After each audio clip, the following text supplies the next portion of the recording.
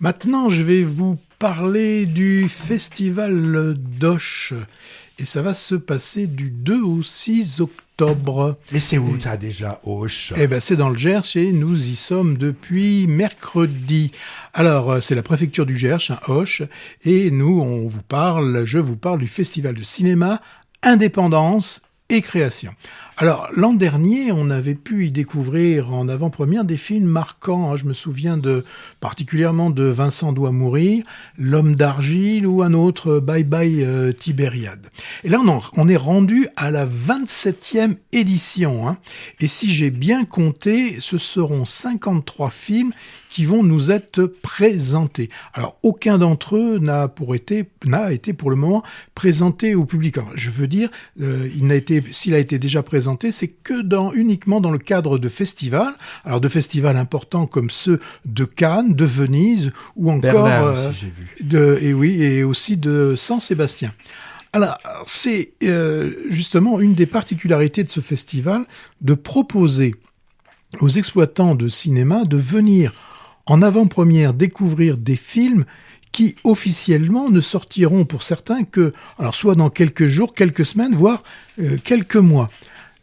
En plus de ces exploitants qui font bien pas la moitié, mais un grand tiers du public, on a tout le Gers cinéphile qui se retrouve dans une très belle ambiance, très conviviale, du cinéma, le Ciné 32, avec ces 5 salles qui vont être consacrées pendant ces quelques jours au cinéma.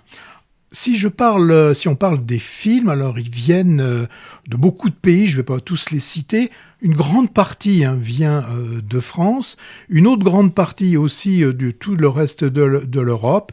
On a une représentation des Amérique du Nord, Amérique du Sud. Très peu, voire pas de films, en tout cas, j'en ai pas relevé d'Afrique, et un ou deux qui viennent d'Asie.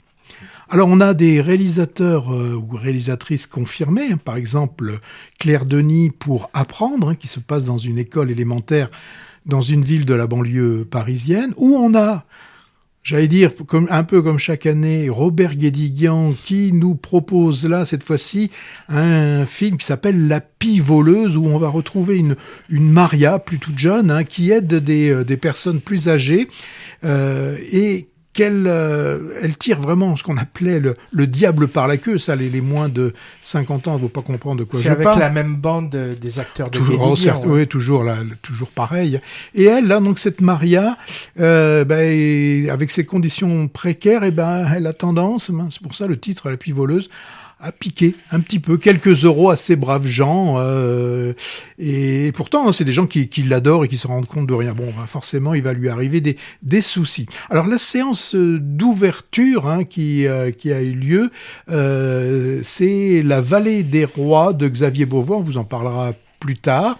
Alors le pitch était quand même assez intéressant, puisqu'on a Jean-Paul qui passe un moment assez difficile, mais allez, je reprends ma vie en main, il s'inscrit à Virtual Regatta. Alors qu'est-ce que c'est ? C'est une course virtuelle du Vendée Globe. Donc il se met dans les conditions d'un vrai skipper, il s'isole pendant 3 mois sur son bateau, dans son jardin. Dans son jardin. Et pour la clôture, là on verra, ce sera samedi ou dimanche, le film d'Emmanuel Courcol qu'on a vu tous les deux. Hervé l'a vu sur Bordeaux, moi je l'avais vu à Saint-Sébastien, où le public d'ailleurs l'a plébiscité, c'est En fanfare, où on a Thibaut, un jeune chef d'orchestre de renommée internationale, qui parcourt le monde, et quand il apprend qu'il a été adopté, il découvre qu'il a un autre frère, Jimmy. Alors lui, le Jimmy, c'est l'employé de cantine scolaire, qui joue du trombone dans une fanfare du nord de la France. Très joli film avec Pierre Lautin, on en a parlé longuement tout à l'heure. 53 films en 4 jours. On va, avec Hervé, on va essayer d'en voir une vingtaine chacun, une partie aussi en commun. Tout le programme est en ligne, vous le retrouvez et vous retrouverez le lien de ce festival sur notre site L'Instant Ciné.